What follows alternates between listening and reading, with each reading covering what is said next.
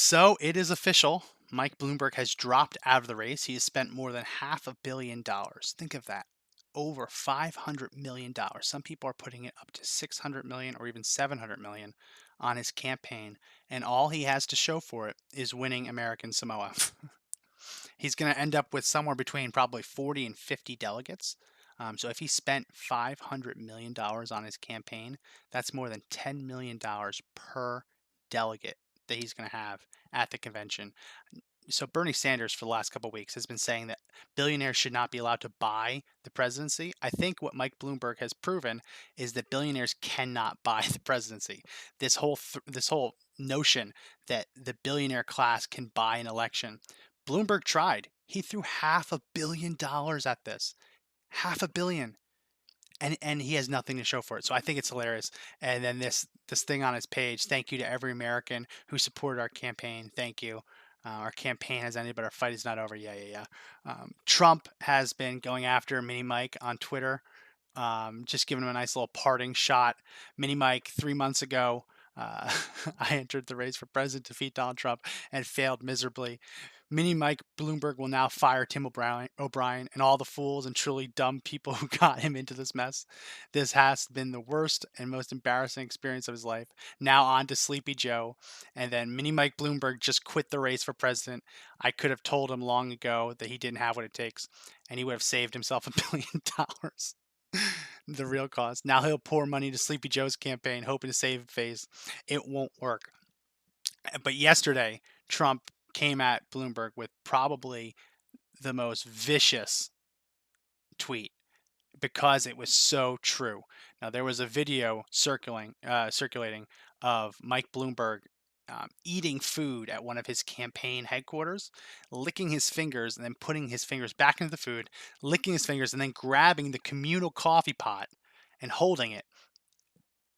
So gross. So Trump has deleted the tweet. Not sure why, but here is a real quick view of it. Let's zoom in. Mini Mike, don't lick your dirty fingers, both unsanitary and dangerous to others and yourself. Oh my God. And people were actually agreeing with him. The Democrats that jump onto Trump's page and are always like chirping at him, they actually stopped for a second and said, no, actually, Mr. President, you're right. That's pretty gross. It was a sight to see. The left hates Bloomberg so much for this stunt that they actually have rallied a little bit with Trump on this kind of stuff. So the funniest thing is that Trump was saying he spent $500 million. All he got to show for it was American Samoa and the nickname Mini Mike. It's you can't make this stuff up.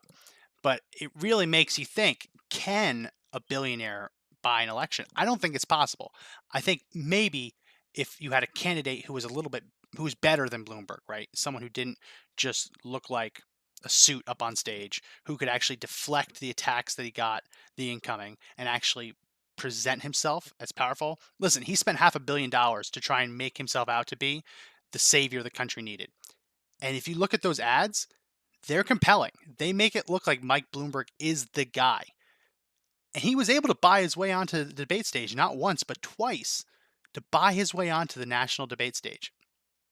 But as we saw with Tom Steyer when he was trying to buy his way in, you can only go so far, right? The ads can move the needle. The ads can get people to support you.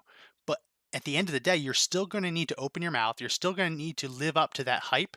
And you're still going to need to present a vision that people can get behind.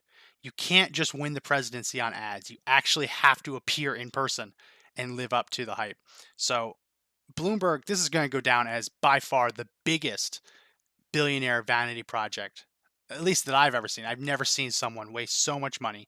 And then immediately after Super Tuesday, right, he spent $500 million and he just dropped out. He just dropped us out. Nope, I'm done.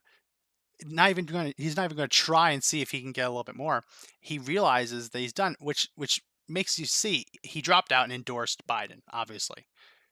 This was never really, I don't think, about him winning. I think this was about him worried that Bernie Sanders was going to win. Now, he made the argument on the debate stage that Biden couldn't be president. Obviously, every candidate has to do that. It's going to be a little hard for him to flip now and come back and say, oh, I was just kidding, Biden's the guy. But all politicians do it. Look at Ted Cruz and Donald Trump. They got caught in a similar thing. Now they're best buddies. Trump says instead of lion, Lyin, he now calls Ted Cruz lion, Lion. Ted, that's that's the joke. But politicians do this all the time. But to see, I mean, we've talked about this in other videos. To see the Democrats come around Biden, the big the big question is, what is Elizabeth Warren going to do? She is going to be getting a lot of heat and a lot of pressure to back down as well. Will she back down? I can't imagine that she will support Bernie Sanders. I can't see that happening. But uh, if she does, like, how can she support Bernie Sanders given the fact that she claims that he told her she couldn't win because she's a woman? I don't think that's possible.